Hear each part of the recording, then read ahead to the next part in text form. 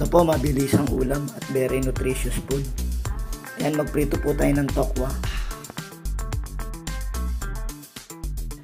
3 to 5 minutes. Then, balik rin natin yung kabilang side.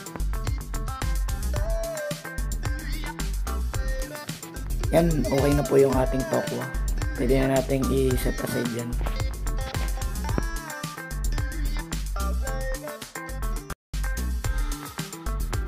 Yan yung ating cabbage. Yan naman yung sunod nating lulutuin. Yan, panoorin nyo to guys. Sobrang sarap nito. Yan, dun sa pinagprituhan natin ng tokwa, bawasan lang natin ng konting oil. Then pwede nating lutuin dun yung ating cabbage. Yan. Prituhin lang po natin yung ating cabbage.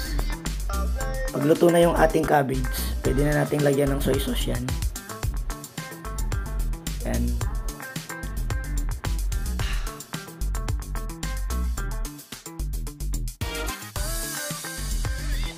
Lutuin lang natin yung ating soy sauce sa ating cabbage.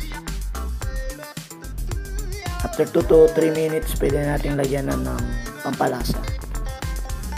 Yan yung ating black ground pepper. Maglagay na rin tayo.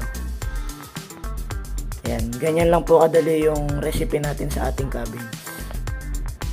Sarap to guys. Try nyo rin to. Yan. Done na po yung ating cabbage. Ready to eat while it's hot.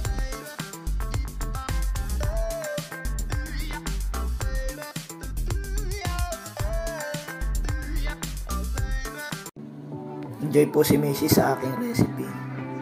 Yan, try nyo rin to guys, yung tokwa with cabbage and soy sauce. Yan, happy eating po. Thank you for watching. Please like and subscribe. Bye.